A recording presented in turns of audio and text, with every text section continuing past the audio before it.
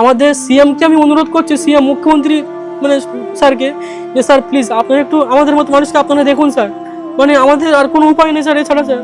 আর আমি মানে আপনার কাছে মাথার মতো করে বলছি, প্লিজ আপনারা একটু 1 টাকা 2 টাকা 5 টাকা দিয়ে আমাকে সাহায্য করুন, যাতে আমি আমার স্ত্রীর ট্রিটমেন্টটা করতে পারি। নইলে যদি দেরি হয়ে যায় তাহলে আমাদের আর কিছু করার থাকবে না, হয়তো মানে বিনা চিকিৎসায় একটা প্রাণ চলে যাবে। তো আমি জানি না যে কি করে চাইলে আপনারা আমাকে হেল্প করবেন, সেই ভাষাটা আমার জানা নেই, কিন্তু প্লিজ একটা মানুষ হয়ে একটা অন্য মানুষকে আপনারা একটু সাপোর্ট করুন। আপনাদের সাপোর্ট ছাড়া মানে হয়তো একটা প্রাণ চলে যাবে। সমস্যাগুলো হচ্ছে 4 বছর ধরে, কিন্তু বেসিক্যালি এখন মানে সমস্যাটা বেশি হচ্ছে 2 বছর ধরে। মানে প্রথমে আমার স্ত্রী নার্ভের সমস্যা হয়, ওখান থেকে আস্তে আস্তে হাইপার থাইরয়েড হয়। এবার আমরা সরকারি হসপিটালে ট্রিটমেন্ট নিচ্ছিলাম, অনেক দিন ট্রিটমেন্ট নিয়েও মানে কোনো লাভ হয়নি।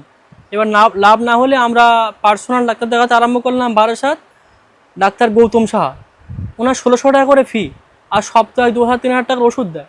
এবার আমার পক্ষে তো পসিবল না এত টাকা দিয়ে দেখানোর, তবুও আমি দেখাতাম।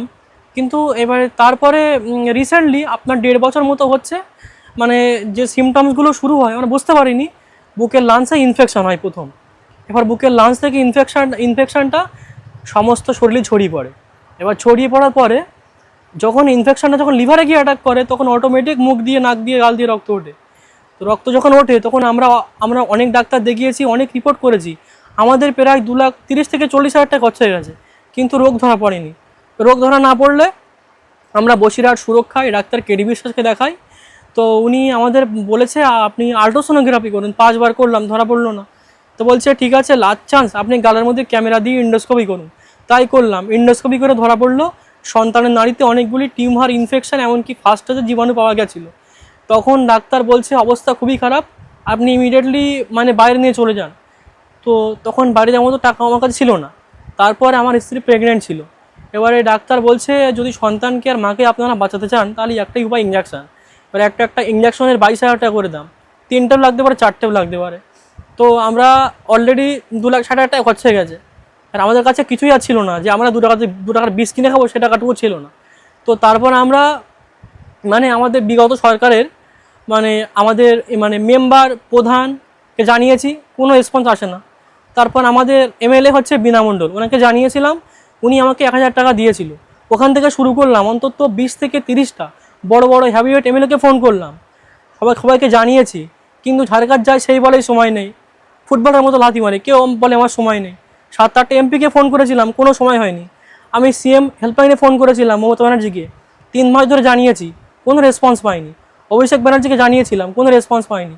না পেলে পিজি হসপিটাল, নীলরতন, চিত্তরঞ্জন, সব জায়গায় গিয়েছিলাম, কিন্তু কোথাও আমাদের এমার্জেন্সি ভর্তি নেয়নি, ট্রিটমেন্ট শুরু করেনি। তো না হলে আমরা কেডি বিশ্বাসকে বললাম, তো উনি মেডিসিন শুরু করেছিল, হেপাটাইটিসের বড়ি ওষুধ আমাদের দিয়েছে, প্রত্যেক মাসে 10,000 টাকা করে খরচা সেই ওগুলো করতে। এবার আমাদের এখন এমন কন্ডিশান, মানে এখন মানে অবস্থা আরও খারাপ। এখন অটোমেটিক মুখ দিয়ে রক্ত বেরোয়, আর সবসময় মানে সারা শরীর জ্বালা পোড়া করে, মানে গায়ে কাপড় চোপড় রাখে না, অটোমেটিক মুখ দিয়ে রক্ত ওঠে। তো আমরা এখন বর্তমান যে কন্ডিশান, এখন ডাক্তার বলছে যে বাইরের রাজ্যে নিয়ে যেতে হবে, মানে হয় ব্যাঙ্গালোরে, আর নইলে হচ্ছে আপনার সাইবাবা হসপিটালে। ওখানে যেতে গেলে অন্তত 1 থেকে 1.5 লক্ষ টাকার প্রয়োজন। এবার আমার কাছে কিছুই নেই।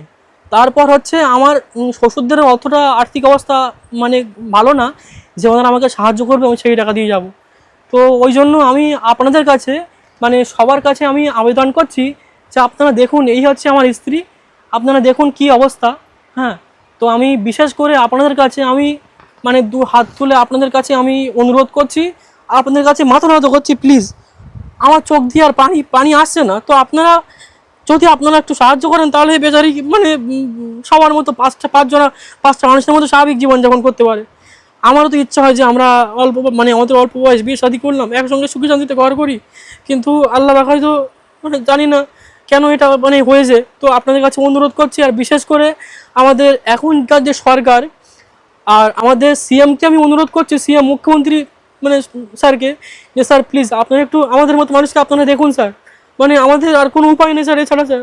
আর আমি মানে আপনার কাছে মাথার মতো করে বলছি, প্লিজ আপনারা একটু 1 টাকা 2 টাকা 5 টাকা দিয়ে আমাকে সাহায্য করুন, যাতে আমি আমার স্ত্রীর ট্রিটমেন্টটা করতে পারি। নইলে যদি দেরি হয়ে যায় তাহলে আমাদের আর কিছু করার থাকবে না, হয়তো মানে বিনা চিকিৎসায় একটা প্রাণ চলে যাবে। আপনারা দেখুন এখানে আমার মানে গুরুজনরা সব বসে আছে, দেখতে পাচ্ছেন, আপনাদেরকে আমি দেখাচ্ছি একটা একটা মেডিসিনের কীরকম দাম। এই দেখুন দেখুন মেডিসিনগুলো।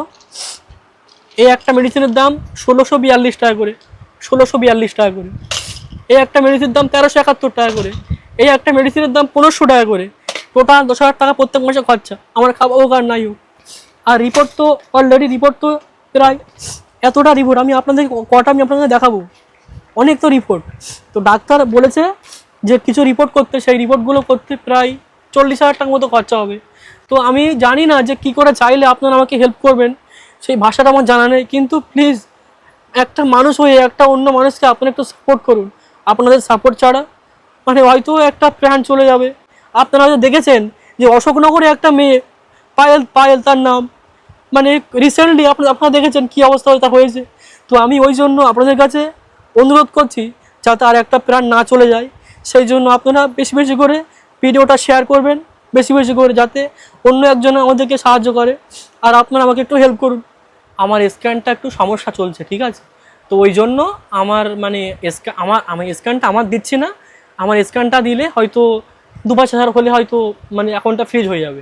সেই জন্য আমি আমার একটা ভাইয়ের মানে স্ক্যানটা দিয়ে দেবো। আপনারা প্লিজ মানে আপনারা যে যেরকম পারেন একটু সাহায্য করবেন। নাম আসবে, স্ক্যানারের নাম আসবে সাদেক আলী ঢালি, সাদেক আলী ঢালি। আমার নাম্বারটা হচ্ছে 86 70 14 73 84, 86 70 14 73 84। আমার নাম হচ্ছে বিল্টু বিশ্বাস। আমার বাড়ি হচ্ছে উত্তর 24 পরগনা জেলার থানা বাদুড়িয়ার অন্তর্গত, গ্রামের নাম হচ্ছে হুগলি গ্রাম।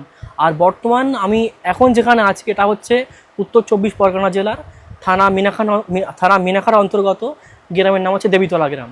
ডাক্তার আমাদের যেভাবে মানে সাজেস্ট করে, ডাক্তার বলেছে অন্তত যদি আপনারা ওখানে তো কিছু বলার নেই, হয়তো 1 মাস ওখানে ভর্তি হতে পারে। যদি 1 মাস ভর্তি হয় তাহলে 1 লাখ টাকার মানে বেশি খরচা হবে, 1 লক্ষ টাকার বেশি খরচা হবে। হ্যাঁ হ্যাঁ।